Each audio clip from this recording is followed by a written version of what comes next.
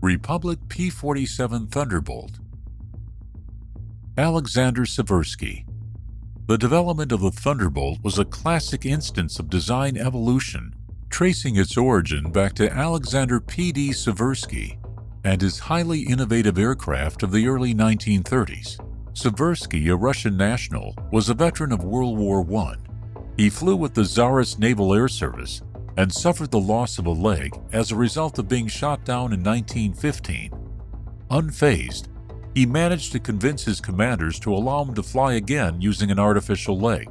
Ultimately, Seversky was credited with shooting down no less than 13 German aircraft before the new communist government of Russia signed a peace treaty with Kaiser Wilhelm in 1918. Subscribe to our channel and get notification when we release new episodes. In March 1918, Seversky was sent to study aircraft design and manufacturing in the United States. While there, he heard of mass executions of his fellow officers by the communists and promptly applied for American citizenship. Over the next 8 years, Seversky applied for no less than 360 U.S. patents. Unfortunately, his small company did not survive the stock market crash of 1929. Undaunted by this serious financial setback, Seversky attracted enough investors to form another firm. In February 1931, he was elected president of the new Seversky Aircraft Corporation. He quickly surrounded himself with several expatriate Russian engineers, including Michael Gregor, born Mikhail Grigorashvili, and Alexander Kartveli, the man who would ultimately head the P-47 design team. Not long afterwards, Seversky produced the P-35, the first modern U.S. Army fighter, which incorporated a metal fuselage, low-set wings, retractable landing gear, and a radial engine. In 1939, however, Seversky was removed as head of the company, which was reborn as the Republic Aviation Corporation. The P-47 emerges. The first major aircraft to emerge from the new company was the P-47, using a new innovative design of Alexander Kartveli in response to a U.S. Army Air Corps USAAC requirement for a new fighter aircraft. Kartveli proposed the AP-10 lightweight high-altitude interceptor on August 1, 1939. As originally proposed, the AP-10 was to have been powered by a 1,150 horsepower Allison 12-cylinder inline engine and have armament of 2 nose-mounted 50 caliber M2 Browning machine guns. Maximum speed was estimated at 415 miles per hour, while gross weight was to be 4,900 pounds. The USAAC was impressed by the AP-10 proposal, but expressed concerns that it would be underarmed. Kartveli revised it by slightly increasing size and mounting 2 30 caliber M1919 Browning machine guns in each wing, raising gross weight to 6,570 pounds. Satisfied, the USAAC ordered a single prototype, designated XP-47, in November 1939. In early 1940, combat reports from the war in Europe indicated that the P-47 was inferior to Luftwaffe fighters. In response, the USAAC issued new requirements for a fighter, including an airspeed of 400 miles per hour at 25,000 feet, armament of 6 or preferably 850 caliber machine guns, cockpit armor plating, self-sealing fuel tanks, and a minimum fuel load of 315 gallons. On June 12, 1940, Kartveli submitted the redesigned AP-10 to the USAAC. The new aircraft was much larger than the original, and the inline engine was swapped for a turbo-supercharged Pratt & Whitney Double Wasp 18-cylinder radial engine. Armament was increased to 8 M2 Brownings, 4 mounted in each wing, making it one of the most heavily armed fighters considered by the USAAC at the time.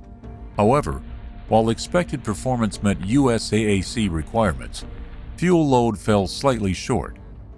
The XP-47B was first flown on May 6, 1941. The aircraft's nickname, Thunderbolt, was created by Republic's Director of Military Contracts, C. Hart Miller. Although the XP-47B had its share of teething troubles, the newly reorganized U.S. Army Air Forces placed an order for 171 production aircraft, the first being delivered in December 1941. On Thanksgiving Day of 1942, the 56th Fighter Group was notified to prepare for deployment to Britain. On January 3, 1943, the 56th boarded the HMS Queen Elizabeth for the trip across the Atlantic. Upon arrival in Britain, the 56th discovered shiny new Thunderbolts waiting for them. Pilots greeted the P-47 with mixed emotions. The fighter weighed more than twice as much as the Spitfires many men had flown previously, so someone nicknamed the aircraft Juggernaut, a fitting moniker that was soon shortened simply to Jug. Aerial combat. Early combat sorties, first flown in April 1943, reveal that the Thunderbolt could outdive all opposing fighters, a definite advantage in aerial combat. The P-47 could also absorb tremendous battle damage and continue to fly, and the 850 caliber machine guns that Kartveli installed gave it the greatest projectile throw weight of any U.S. fighter of World War II, except for the Northrop P-61 Black Widow night fighter. However, initial operational experience revealed problems with the engine, radio, landing gear, range, and rate of climb. The first three difficulties were soon sorted out, but rate of climb was not dramatically improved until December, when new broad-chord paddle blade propellers were installed. The first P-47 air combat took place on April 15, 1943, with Major Don Blakesley scoring a victory against a Focke-Wulf FW-190. With the coming of May, escort operations began. Luftwaffe ace Heinz Bahr said that the P-47 could absorb an astounding amount of lead from shooting at it and had to be handled very carefully. With increases in fuel capacity as the type was refined, the range of escort missions over Europe steadily increased until the P-47 was able to accompany bombers in raids all the way into Germany. On the way back from the raids, pilots shot up ground targets of opportunity and also used belly shackles to carry bombs on short-range missions, which led to realization that the P-47 could perform a dual function on escort missions as a fighter bomber. Even with its complicated turbo supercharger system, its sturdy airframe and tough radial engine could absorb a lot of damage and still return home. Suddenly, no German airfield was safe from ambush. No Luftwaffe pilot could feel safe in the air or even on the ground. No railroad or autobahn was safe from swift and unexpected assault from the sky. Beginning in hours of darkness on February 19th through the 20th, the 8th and 9th Air Forces, along with the RAF, began Operation Argument, also known as Big Week. This Allied air assault began with a heavy raid by the RAF on Leipzig. In theory, these attacks were aimed at Germany's war production plants and factories. In reality, the missions were primarily designed to draw the Luftwaffe into combat with the goal of grinding down their pilot manpower. Argument was successful in inflicting severe losses to the Luftwaffe's trained pilot corps. Ironically, actual German fighter production was increasing. Nonetheless, planes without pilots are quite useless. Things were growing more desperate for the Luftwaffe in France. Allied bombers and fighters were also concentrating on putting every German aerodrome within range of Cannes out of action. The Luftwaffe was forced to disperse aircraft away from airfields, even positioning fighters to use highways as runways. Things were rapidly becoming untenable for the German Air Force. By mid-May 1944, the Luftwaffe had ceased to be a factor over France. The Allies now had complete and unchallenged air superiority over the whole of Western Europe. Fighter bomber. Along with the medium bombers of the 9th Air Force, the P-47, P-51, and P-38 were now being used with great effect in the role of a tactical fighter bomber. Of the three fighter types, the P-47 would prove to be the most widely used in that role. The Thunderbolt had already displayed its ability to use its 850 caliber machine guns very effectively against ground targets. Now it would be employed to deliver up to 2,000 pounds of bombs and rockets with great efficiency and accuracy against a wide range of German targets. no German vehicle dared move in daylight without the great risk that roving groups of P-47s would spot the movement and swoop down with devastating results. The complete lack of Luftwaffe support contributed to falling morale among German troops. They knew with certainty that if they heard or saw any aircraft, it belonged to the enemy. In fact, the Thunderbolt was probably the best ground attack aircraft fielded by the United States. From D-Day, the invasion of Europe launched June 6, 1944, until V-Day on May 8, 1945. Pilots flying the Thunderbolt destroyed 86,000 enemy railway cars, 9,000 locomotives, 6,000 armored fighting vehicles, and 68,000 trucks.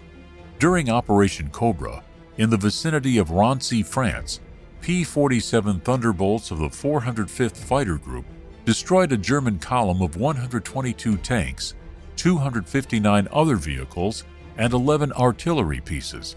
In the European theater, P-47 pilots were responsible for destroying more than 7,000 enemy aircraft, more than half in air-to-air combat. As the war in Europe approached an end, the mighty Thunderbolt shot down its last aerial adversary on May 4, 1945. The victim was one of the speedy Me-262 jet fighters. By May 6th, only armed recon missions were being flown in Europe. 2 days later, the war with Germany was officially over. The Thunderbolts also served with the Army Air Forces in the Pacific from the summer of 1943 and with Britain's Royal Air Force in India and Burma, Myanmar. By mid-1944, the P-47 would be increasingly used for close air support and tactical airstrikes against the Japanese Army. Indeed, P-47s would be flown off of U.S. escort carriers to newly captured airfields on Saipan and be used with great effect against Japanese air and land forces in the Marianas Islands. From the first prototype in 1941, 15,686 P-47s were produced. With the end of World War II, orders for 5,934 more were canceled.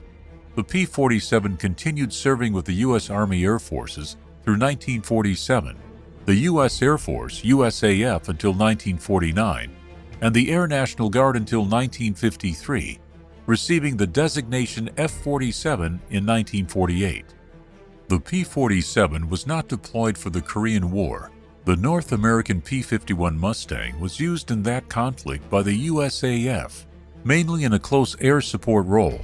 The P-47, however, would be used to help rebuild post-war European air forces, like those of the USAF. These aircraft only started to retire as second-generation jets became readily available. They then were offered to numerous South American countries. Peru retired the Jug from its service only in 1968. During the late 1970s and early 1980s, airframes would be returned from South America for restoration and display. In the late 1980s, aircraft from Yugoslavia were also rediscovered and imported. Currently, P-47s returning for restoration are coming from long-forgotten wartime crash sites. Due to continued post-war service with U.S. military and foreign operators, a number of P-47s have survived to the present day, and a few are still flying. If you like these types of videos, subscribe to our channel and get notification when we release new episodes. For more interesting military history content, check out our video library.